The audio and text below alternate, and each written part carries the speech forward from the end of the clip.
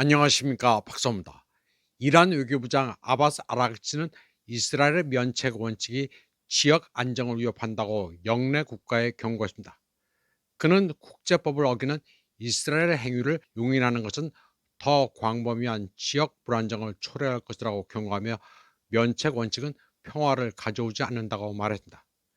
그는 알자지라 포럼 개막에 특별 게스트로 참석해 가자 지구 전쟁이 국제법과 세계적 도덕 신뢰성에 대한 결정적인 시험대가 됐다고 말했습니다.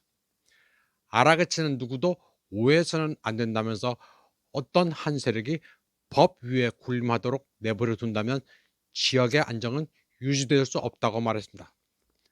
그는 팔레스타인을 서아시아의 정의와 안보를 좌우하는 핵심 문제로 규정했습니다.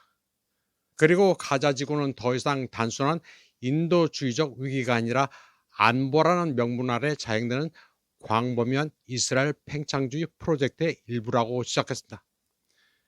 그는 가자 지구에서 목격하고 있는 것은 단순한 전쟁이 아니며 대등한 당사자 간의 분쟁도 아니라고 역설했습니다. 이는 대규모로 자행되는 민간인 생명의 고의적인 파괴로 집단 학살이라고 말했다. 아라그치에 따르면 이스라엘에 부여된 면책 특권은 위험한 선례를 만들어 민간인, 기반 시설에 대한 공격과 국경을 넘는 암살 행위가 책임 추궁 없이 자행되도록 허용하고 있습니다. 지금까지 이란에 아라그치만큼이나 이스라엘에 모욕을 준 사람은 없었습니다. 그동안 이스라엘에 감히 못했던 말들을 아주 속 시원하게 했습니다. 첨언하자면 한국에서는 이스라엘 국기를 흔드는 사람들도 제법 있는데 왜 그들을 응원하는지 알 수가 없습니다. 아라그치는 이는 단순히 팔레스타인만의 문제가 아니며 세계적인 문제라고 말하며 국제관계가 법보다는 무력에 의해 좌우되는 경향이 점점 심해지고 있다고 경고했습니다. 아라그치는 가자 지구의 상황 전개가 지역 안정을 위협한다고 경고하며 그곳에서의 강제 이주나 파괴는 서한 지구의 추가 합병으로 이어질 수 있다고 말했습니다. 그는 또한 이스라엘의 정책이 주변 국가들을 약화시키면서 지역에서 영구적인 군사적, 전략적 우위를 유지하는 것을 목표로 한다고 경고했습니다. 아라그치는 국제사회의 공동 대응을 촉구하며 제재를 포함한 법적 메커니즘과 책임 추궁을 위한 지원을 강조했습니다. 그는 위반 행위에 대한 대가가 반드시 치러져야 한다고 말했습니다. 또 즉각적인 무기 금수 조치와 군사 및 정보 협력 중단을 포함해 이스라엘에 대한 포괄적이고 표적화된 제재를 촉구했습니다. 아라그치는 점령 종식, 범죄에 대한 책임 규명, 그리고 동예루살렘을 수도로 하는 독립 팔레스타인 국가 수립을 포함해 국제법에 기반한 신뢰할 수 있는 정치적 전망의 필요성을 강조했습니다. 그는 또한 무슬림 국가, 아랍 국가, 그리고 남반구 국가들에게 통일된 외교 전선을 구축할 것을 촉구했습니다. 그는 이것은 대립에 관한 것이 아니라면서 무력에 의해 지역이 재편되는 것을 막기 위한 것이라고 덧붙였습니다. 아울러 팔레스타인은 단순히 연대의 대상이 아니라 지역 안보의 필수적인 초석이라고 말했습니다. 트럼프 행정부가 지난 1월 휴전협정 2단계가 시작됐다고 발표했음에도 불구하고 이스라엘은 계속해서 휴전협정을 위반하고 있습니다. 2단계에는 가자지구에서 이스라엘의 추가 철수와 재건사업 착수가 포함되며 위에는 이 재건사업에 약 700억 달러가 소요될 것으로 추산하고 있습니다. 지난 10월 휴전협정이 발효된 이후 이스라엘군은 수백 건의 협정 위반 행위를 저질렀습니다. 이로 인해 최소 574명의 팔레스타인이 사망하고 1,518명이 부상을 입었습니다. 지금까지 가자지구 학살로 약 7만 2천 명의 팔레스타인인이 사망하고 17만 1,000명 이상이 부상을 입었습니다.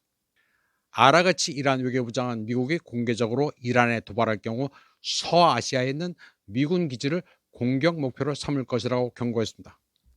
그는 테헤란이 이웃 국가의 영토를 공격하지는 않을 것이며 미군 기지가 있는 곳만 선별적으로 공격할 것이라고 분명히 밝혔습니다. 아라그치는 이란군이 어떠한 적대 행위에도 언제든 단호하게 대응할 준비가 완벽하게 돼 있다고 언급했습니다. 그는 또 이란의 미사일 프로그램은 협상 대상이 아니며 순전히 방어적인 문제라고 일관되게 주장해왔습니다. 아울러 이란은 우라늄 농축을 할 수 있는 불가침의 권리를 가지고 있으며 이 과정은 지속돼야 한다고 말했습니다. 다음 소식입니다. 한편 이란 국회의원 나바비아는 트럼프가 협상에 앞서 중개국을 통해 이란 내 두 곳을 공격하게 해달라. 그리고 이란이 거기에 대응하면 모든 게 끝날 것이라는 메시지를 보냈다고 주장했습니다. 지난번처럼 약속 대련을 하자는 제안이었다고 합니다. 이에 대해 이란은 만약 미국이 그렇게 조금이라도 움직이면 3, 4천 명의 사상자를 발생시킬 것이라고 경고했다고 주장했습니다.